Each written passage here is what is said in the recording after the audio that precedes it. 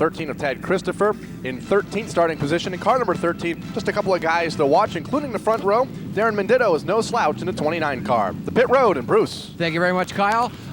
If you don't, there's a couple of stories building here. Zach Sylvester is not with us and will not be with us for the remainder of this week and next. He broke his arm last week at Waterford.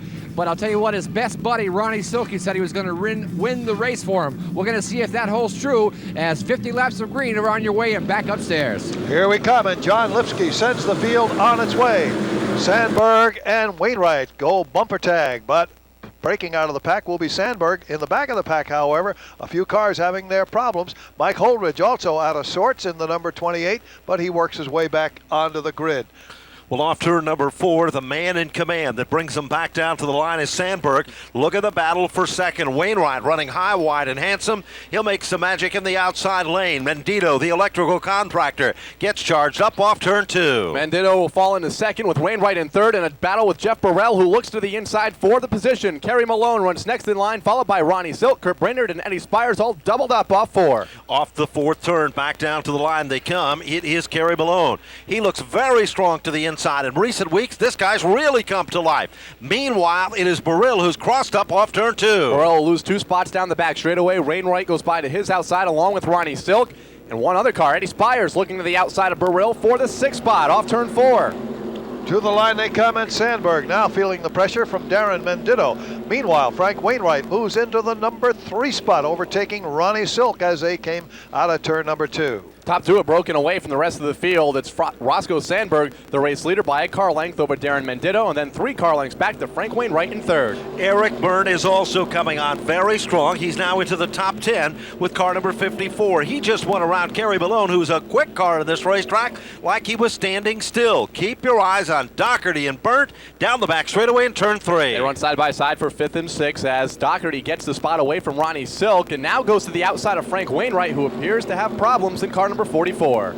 Wainwright's got a car that just is evil, literally going darting from side to side of the racetrack. He gathers it back, pulls it in the line. Silk is right there. Here comes Byrne and Malone down in turn 3. Down the back straightaway, they run side by side for a spot just outside of the top 5. It's Malone to the inside, Eric Byrne to the outside, right behind Jeff Burrell in the 18. Off the turn they come. Willie Hardy making a move to the inside of Doug Colby back in the pack as he tries to work his way through.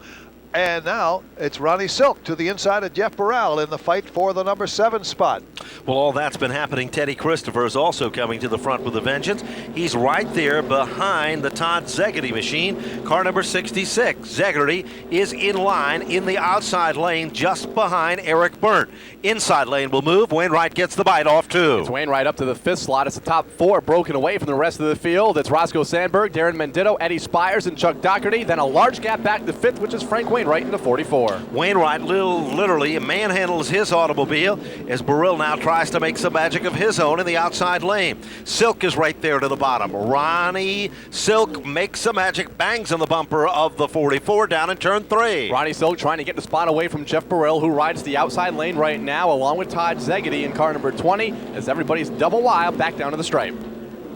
Good racing action no matter where you look. The top 4 nose to tail, and then another big group of cars fighting for spots behind them. Meanwhile, Chuck Doherty looks for a way around Eddie Spires. Spires running a very strong race in the blue number 85 as he has thoughts of his own on taking that 2nd spot from Menditto in the 29 car. No question about that, but look a little further back in the field, Riley, and there is Eric Byrne. He is glued to the back bumper of Ronnie Silk. Wainwright's got a mirror full of cars, a gaggle of cars down in turn 3. Eric Byrne might be the quickest car in the Speedway, just getting around Jeff Burrell, and now goes to the inside of Ronnie Silk for the 6th position. Wainwright right there. He becomes the meat in the sandwich in this one. Silk goes to the outside.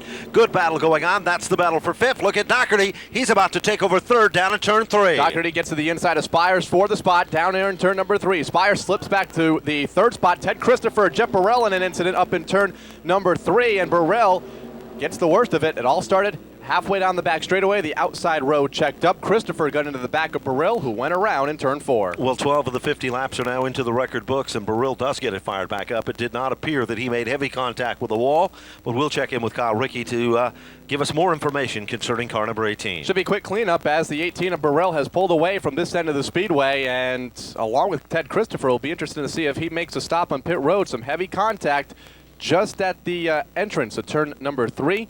Burrell came to a stop halfway through turns 3 and 4, the only car involved in the incident. We'll get back to Bruce momentarily. Meanwhile, the field now is shaping up, and John Lipsky giving his instructions to the field, and we're back underway. Green flag is back out. Darren Mendito leads the charge. Sandberg fights back. He takes over the number 1 spot. Doherty is going for the gusto to the bottom. Here comes Silk down in turn 3. Sandberg grabs the top spot down the back straightaway. Move Doherty in the second. Ronnie Silk trying to grab the 3rd spot away from Darren Mendito, who runs the outside lane off turn 4. Everybody stacking up from 4th on back. No question about it. Ted Christopher's right in the middle of this dogfight. So isn't Jeff Malave, and so isn't the number 7 of Willie Hardy. Off turn 2, Lloyd Agar moves into the hunt. Top 10, battle for the lead. Challenge for the lead on the outside. It's Doherty making an outside move on Roscoe Sandberg. Silk wanting to make it 3 wide off turn 4. Silk wanting badly to win for his pal Zach Sylvester, now sitting in the number 3 spot. And who's that? Moving right up on his rear bumper, the big man, TC. But Eric Byrne is right there. Throw a blanket over the top 5 right now. All double file in turn number 3 with Ronnie Silk trying to get the top spot, but the caution comes out. Caution comes out as Mike Holdridge goes spinning like a top down to the bottom of turns 1 and 2. He was not in contention among the top 10 cars there. He'll gather it back, but we're under yellow just as things were really getting heated up. They come off turn number 4. They are picture perfect. Back down to the line. Up through the gears. Go, go, go is historic trouble now. Sandberg literally rides the retaining wall down into turn number 1. There is a mad scramble of cars here. Among the cars involved include the following: the number 00 for Williams, the Sandberg machine, the Zegedy race car. The 54, we believe Eric Burt's machine, is also involved in the altercation. And Kurt Brainerd's car as well, along with the Tucker Reynolds machine. The 34 also of Bob Potter, and the 36 of Mike Mueller. Let's go to replay to see what happened as they come down the front stretch. There you can see. There you can see the Sandberg machine before the lights went out on the front straightaway cameras. It literally rode the wall all the way down into turn number 1. We've got 2 cars wedged together. The 96 of Brainerd involved. Here's another view of it, and you can see cars flying everywhere. Sean Tryon back up into the wall. And certainly hoses popping here and there, and all kinds of other debris. Another view as they come down. This is the interesting one, watching them come down the front straightaway. This is from the camera that literally will go out. Watch this.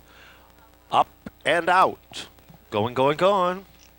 $10,000 down the drain in the television camera that just went out. But fortunately, all our drivers are okay, and that's the main consideration.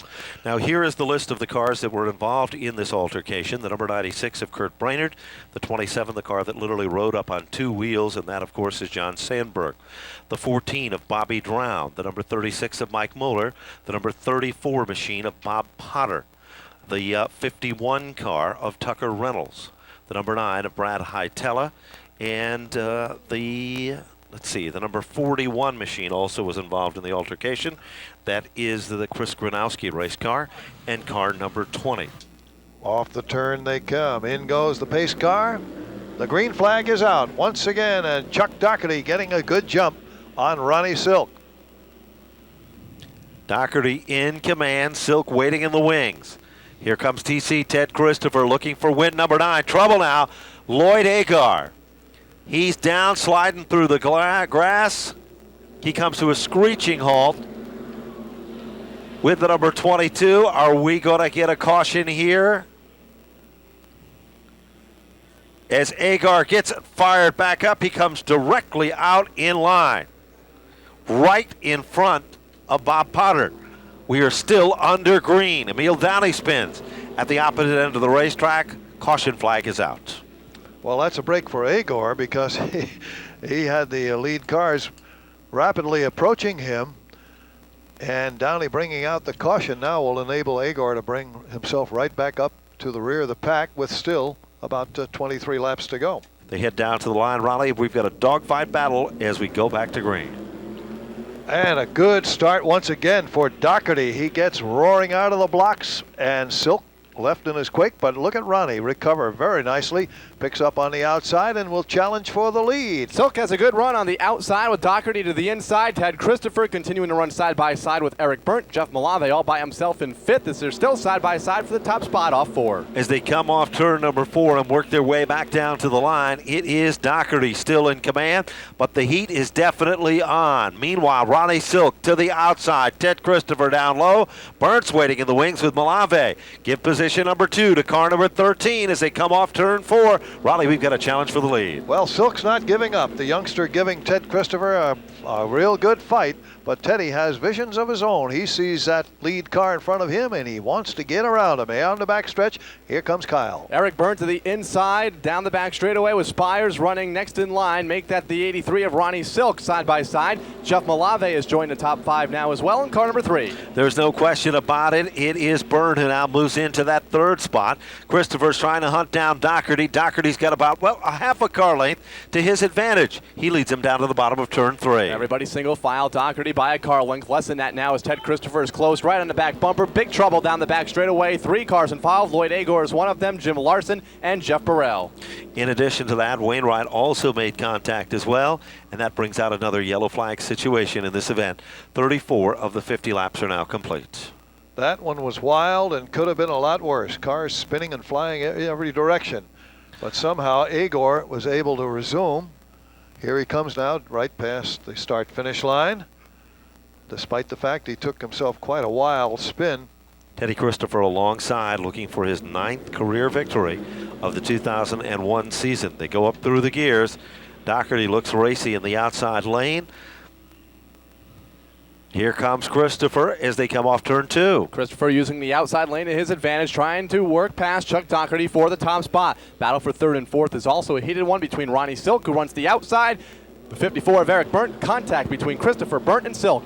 No question about it. Berndt literally was sideways that time as Ronnie Silk snuck back into the 3rd spot. Here comes TC, Ted Christopher, all over the back bumper of Doherty down at turn 3. Can't take Christopher long to recover from that one as he's right back in the gas and looking to the inside of Chuck Doherty for the top spot off of turn number 4. While all that's happening up front, there's a mad scramble further back in the field. Lobo, along with Donnie Travelin and Mike Christopher, have all grouped together there. That's just out of the top 10. Off turn 2, down the back straightaway, Christopher's all over Doherty down in 3. Nose to tail between the front 4, between Chuck Doherty, Ted Christopher looking to the inside now, Ronnie Silk, Eric Berndt, and Jeff Malave.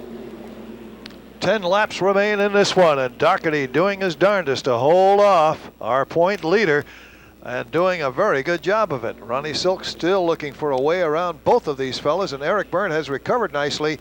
And here comes Christopher with a great move on the inside of Doherty, and TC takes the top spot away. Leave the door open and somebody's bound to walk on in. TC Ted Christopher just walked on by. With him, he took Ronnie Silk and Eric Berndt. Doherty now finds himself back in the 4th spot. Race leader last time by has been shuffled back to 4th. That's Chuck Doherty, and Jeff Malave looks to his inside for that position.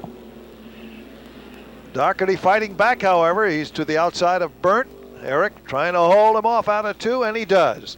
Eric Berndt grabs the 3rd spot. Meanwhile, the top 2 have pulled away by a couple of car lengths. That's Ted Christopher and Ronnie Silk. Berndt quickly closing the gap in 3rd, with Doherty all the way back to 4th. No question about it. Berndt is moving in. He is going to become a factor, but Ted Christopher is being hunted down by Ronnie Silk. 43 and counting down in turn 3. Less than a car length separates 1 and 2. Ted Christopher and the 83 of Ronnie Silk as the caution is out. Caution flag comes out of the field. Lloyd Agor for the 3rd time tonight will meet with misfortune. There is a parade of water on the racetrack that has come from beneath the front of car number 22. As Raleigh Jacobs gives him the call as we go back to green. And a good jump for Ronnie Silk on TC this time. Into the turn they go. Doherty switches lane, goes to the inside. Doug Colby way off the pace in the 10 car. Silk trying to hang with Ted Christopher, almost doing it, but now TC gets a little distance. Doherty, meanwhile, fights back for 2nd place. Into the turn they go. Malone moves up a spot, overtaking Jeff Malave for 5th place. Doherty now trying to get back into line to give Ted Christopher a run for the money. He tries to reel in on the back bumper of Ronnie Silk. Meanwhile, Kerry Malone's moved back into the top 5 as they head to Kyle in turn 3. Malone runs in 5th, about a car length behind 4th place Eric Byrne. Then it's Doherty, Silk, and Christopher showing the way off turn 4. 46 laps are complete. Ronnie Silk is literally all over the back bumper. He literally is like the glue in a postage stamp as they come off turn number 2. Top 4 all single file. Christopher continuing to show the way with Silk, Doherty, and Eric Byrne. Bring in Kerry Malone, and now Jeff Malave looking to the inside. Contact between those two cars. Malone spins like a top in 4. Well, Kerry Malone does a series of pirouette spins. Jeff Malave, and hard to believe, Kerry Malone will pull away under his own power. Wow, that was really quite amazing. We literally saw the 79 spin about 4 times in a circle without being hit by any competitor. You have to understand that that car is a car that was running among the top 5 when the rest of the field had to scatter to go around. John Lipsky looking the field over as he comes off turn number 4. Green flag is out. They're back up to speed. Raleigh and Christopher's got the advantage of things down at turn 1. Absolutely, no question. He hopped right out, really hopped on that accelerator hard. But the battle right now is for second. Silk on the inside, Burnt on the outside with Doherty looking for an opening. Here we come off the turn for the white flag. White flag is out. Christopher in command. Ronnie Silk's got a mirror full of burnt. Emil Downey down through the bottom of the racetrack, gathers it back, drifts up, and that will send Kerry Malone airborne. But off turn number 4, checkered flag is out. Christopher will take down the win. Ronnie Silk to finish in the runner-up spot, and Eric Byrne to round out the top 3. 4th spot is Chuck Doherty, and unofficially in the 5th spot, it is car number 3 for Jeff Malave. But while the field was completing its final circuit, Kerry Malone literally got airborne as Emil Downey slid to the bottom side of the racetrack, had no place to go, went back up, made contact with Doug Colby, and Kerry Malone became a victim of circumstances here. Well, there's no question about it. Jimmy Galante can smile tonight. The Mystique Motorsports Special for a man that soon will be announced as the National Modified Champion for 2001. Teddy Christopher is back on top. 9 victories to his credit in CarQuest Victory Lane, and what a great run for Ronnie Silk, the driver of car number 83, and Eric Byrne, the driver of car number 54. But right now, our attention will shift to Bruce Fontaine, who's there in the magic of CarQuest Victory Lane. And we are down here waiting for TC to climb out. One of the very many pictures that he's had taken this 2001 season. Absolutely phenomenal. And that's why you said a mouthful, Ben, when he will soon be announced as the National Modified Champion. And that will be not only the Modified Champion, but the NASCAR Winston Racing Series National Champion. And that is a worth about $160,000, I believe. So when Teddy won the regionals a year or 2 ago, it was worth $40,000. So try 4 times that amount, and that's a nice payday. Come on over here, Teddy. I know you're all smiles, but that certainly was not as easy as it looked. No, the motor's laying down for some reason. You know, it's a tough deal coming up. A lot of good guys up front tonight and everything. It was a pretty fun pass to get by Chucky for the lead there. That was a lot of fun. And how does it feel? We're in another week or two announced that you're going to be announced as the National NASCAR Winston Racing Series champion. That's got to feel very good and a great way to end the season. Yeah, you know, I've started with SKs, and it's really a big thing to, you know, do it with that car and that division. You know, it's been good to me through all these years, and I really want to thank everyone for that. And I can't be outdone by the Roots tonight. I'm going to give my winnings to the American Red Cross tonight. There you go. Nice touch. Teddy Christopher donating $1,250 to the American Red Cross. Very, very nicely done. Ted Christopher and company on behalf of Jimmy Galante. Ronnie Silk. Wow, man. Excellent. I tell you what, I'm real proud of you, buddy. I know you wanted to win this one for Zach. We talked about it earlier. but when you're beating on Teddy's back bumper going down the straightaway, you got a good car, my friend. Yeah, we definitely had a good car tonight. Finished second to Teddy's. Not bad at all. I'd take that every week if I could get it. Ronnie, is this like a moral win to you, my friend? Yeah, we've had just a lot of bad luck we've had a pretty rough season, so it feels good to finally get a good finish up here. I got to tell you, it was a nice move over there off turn number 4 when the 54, I think it was the 78 and the 54, somebody got together and you were just kind of hanging around, and that certainly, that's where this second place finish all ended up, my bud. Yeah, there was a lot of close incidents the whole race. We were lucky to get through them all, and I'm glad to be standing right here. Now, what's the rest of the 2001 season hold out for you? You're going to race here the next weekend here at the fall final, and what else? Just a couple of bigger shows in the area? Yeah, we're gonna run the fall final, the World Series, and I think we're gonna run the last race at the Bowl too. So hopefully we can get a couple more good finishes before the season's over. There you go, Ronnie Silk. And he put it good one day when we were sitting down on the side of his car having a conversation. He said, you know, when you finish second to Teddy, it's just like a win. And sometimes when you finish second or third to Teddy, it's just like a win, although you beat Teddy a few times this year, Eric. Just a couple times, but Teddy's having a great season. So are we. We had a great battle going with Ronnie at the last couple laps. His car was just a little bit stronger than ours, but we ran side by side for a couple laps. It was great. Now, he looks down the straightaway. You could pull up alongside of him, but he had you. Obviously, he had the better line in the corner. Yeah, he had the bottom groove, which was the place to be sometimes, and it just outmotored me a little bit coming off having the bottom. But it was a great race that we had going. I got to thank my sponsors, Northern Auto Parts, Talent Automotive, Concrete Express, American Eagle Saloon, Billy the Kid, Chassis Dynamics, Ricky and Billy. They gave me a great car tonight.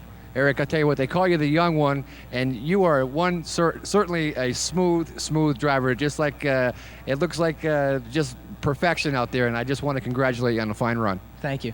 There you go, Eric Byrne, driver of the number 54. A great night for the young guys and a great night for TC as well. We'll send it back up to Ben, or Raleigh rather, for the wrap-up.